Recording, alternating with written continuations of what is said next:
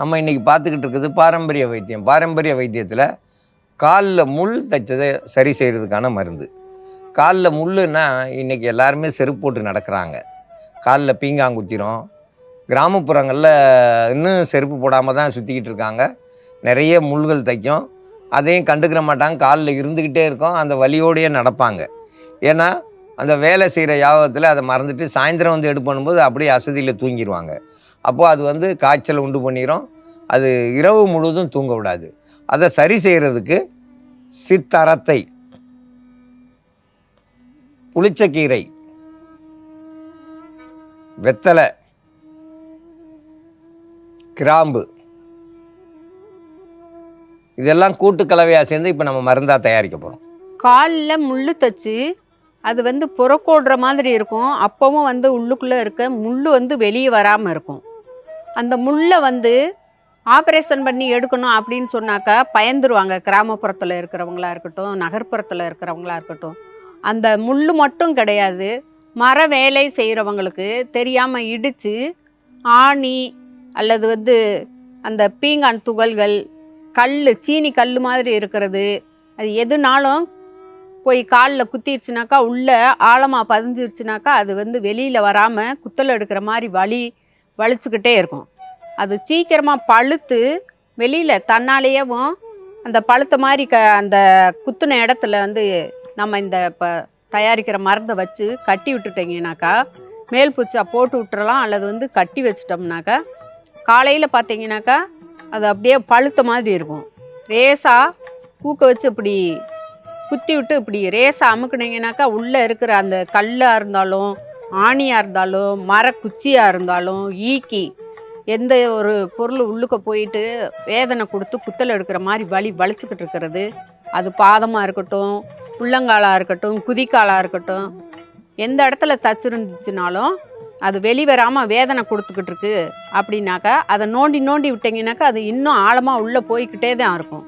அதனால் அதை குத்தி வந்து உள்ளுக்க போக விடாமல் பழுத்து வெளியே வந்துடுற மாதிரி எடுத்துடுறதுக்கு ஈஸியான முறையில் வந்து நம்ம இப்போ தயாரிக்கிற மருந்தை நீங்கள் வச்சு கட்டலாம். காலில் குத்தி இருக்கிற கல் அல்லது முள், அந்த ஆணி, குச்சி எதுவாக இருந்தாலும் வெளியில் வர்றதுக்கான மருந்து தயாரிக்கும் முறையை பற்றி பார்க்கலாம். புளிச்சக்கீரை வளவளப்பு தன்மையாக இருக்கும். கசப்பு, புளிப்பு சேர்ந்து இருக்கும். இது வந்து அந்த மலமிளக்கி அப்படின்னு சொல்லலாம். சதையவே வந்து பார்த்தீங்கன்னாக்கா நல்லா மென்மைப்படுத்திடும். வளவளப்பு சுவையும் நல்ல புளிப்பு சுவையும் இருக்கிறதுனால எப்படிப்பட்ட கட்டிகளையும் நல்லா பழுத்து சீக்கிரமாக உள்ளே இருக்கிற கசடை வெளிக்கொண்டு வரக்கூடிய தன்மை வந்து இந்த புளிச்சக்கீரைக்கு இருக்குது.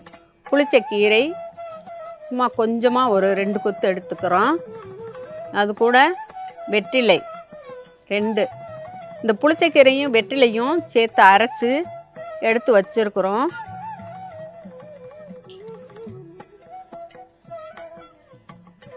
இந்த மாதிரி இருக்கும். இப்போ இது கூட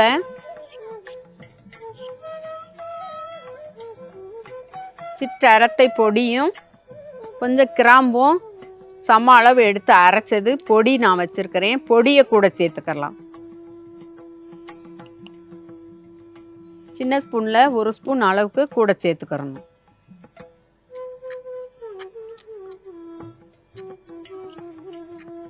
இந்த மாதிரி இந்த கலவையை அரைச்சி வலுவலுன்னு ரொம்ப கொஞ்சம் வச்சு கட்டுறதுக்கு சாறு இருக்க மாதிரி இப்படி ரொம்பையும் தண்ணியாக அரைச்சிங்கனாக்கா ஒட்டாது.